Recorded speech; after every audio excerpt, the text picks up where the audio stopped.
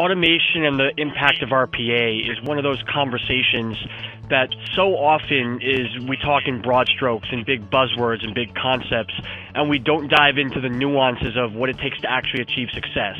We don't think about the ramifications for our customers, for our agents. And I believe through the conversational framework we've adapted today, we will answer those questions. We will dive into the depths of what it takes to truly succeed with automation in your environment. Now, the first part of our conversation is going to be automation as a customer engagement tool. Now, for all intents and purposes, this is the chatbot discussion. And you can't avoid that discussion. It's everywhere. And you absolutely shouldn't avoid that because chatbots really do have the power to bring tremendous value to the customer experience. But what you should do, and in the name of your customer experience, what you need to do is start focusing on the right kind of value. Yes, chatbots can theoretically handle many of the issues that right now are being solved by your live agents. And so when you think about that, when you think about the idea of a technology being able to kind of divert or direct some of these calls from your agents, it's very easy to get caught up in the appealing efficiency and convenience benefits. It's very easy to get swept up in that and say, okay, let's just shift some of our boring calls or our transactional calls to bots, and our contact center will be more efficient and our experience will be more convenient. You can do that. But I'm here to tell you that it's far more compelling to look at areas where chatbots are actually more valuable than live agents. Not just areas where they're good enough to get the job done or where they theoretically can solve the customer's problem, but areas where they should be solving the problem. Because when you do that, you won't simply be keeping up, you'll be improving. So I've identified some of the examples right here, and I want to walk through them.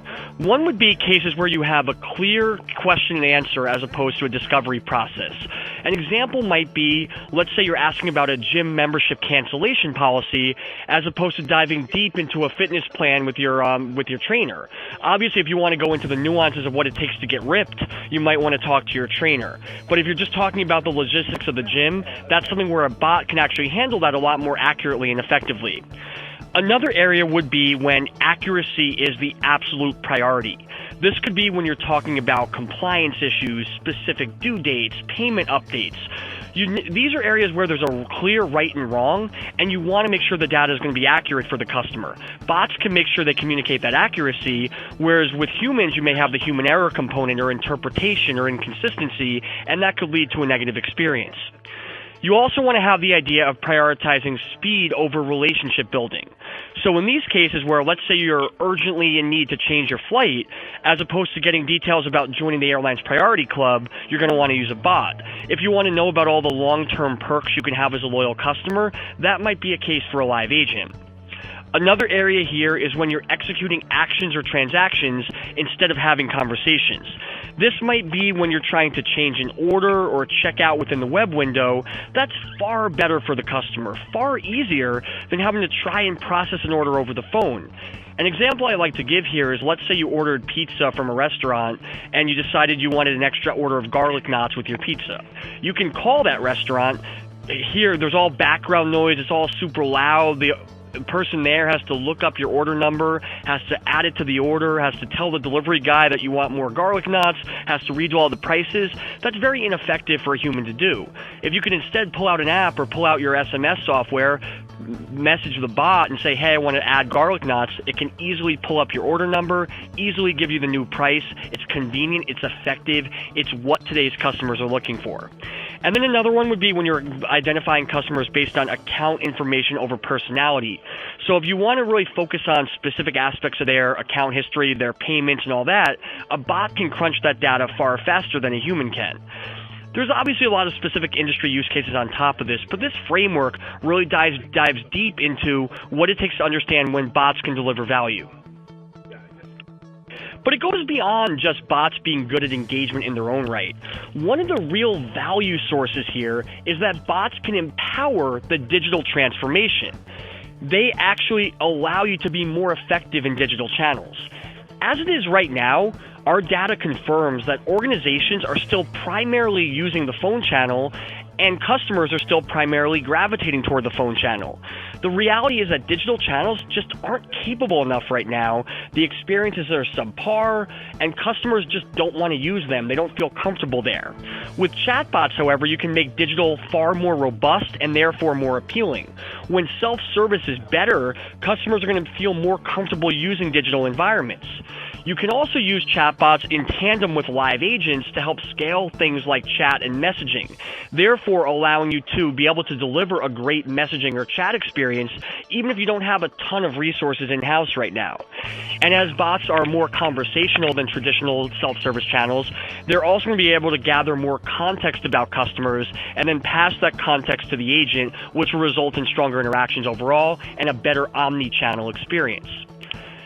Now, finally, as I wrap up this section, I just want to touch on the idea of return on automation. Are you getting your value?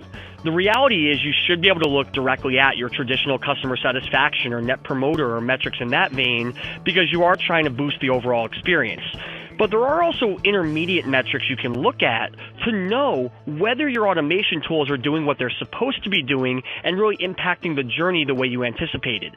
You want to look at things like self-service and digital containment rate. Were issues being fully resolved in these channels, or are customers still screaming to escalate to a phone agent? You want to look at things like the change in call volume and cost per call. If bots are handling simple tasks, then that should change the types of calls you're getting to your live agents in your call center, and that will have an impact on volume and cost. And obviously you want to look at overall digital channel usage and abandonment just to know whether you're steering all that in the right direction. So with that, I've created a framework really detailing some of the benefits and the value points of chatbots and automation for customer engagement, but I know that we have some specific examples that really look at what this looks like in practice. Yeah, Pankaj, I think that was a reference to some of the work that you guys have done in implementing several chatbots and use cases specifically. Thank you, Brian. That was an excellent overview. Let me start by giving introduction of an automation solution that Teleperformance has developed for one of our leading customers in the logistics industry. That's a simple screenshot that you see on the screen. But in a sense, what we have done is we've built a chatbot, which is based on principles of natural language processing and machine learning, which is equipped to answer our customers' frequently asked questions and top queries, such as in the logistics industry, people generally ask for tracking and tracing their posts and couriers. So what this chatbot does is that as soon as you log into it, it asks you for what is your query type.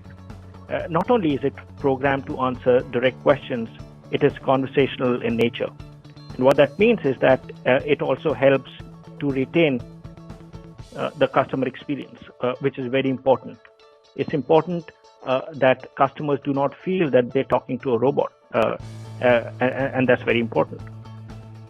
After we've implemented this chatbot for this customer, we've seen that the containment rate, something that Brian also referred to on the previous slide, has increased to about 75% of all the cases which have been programmed on the bot.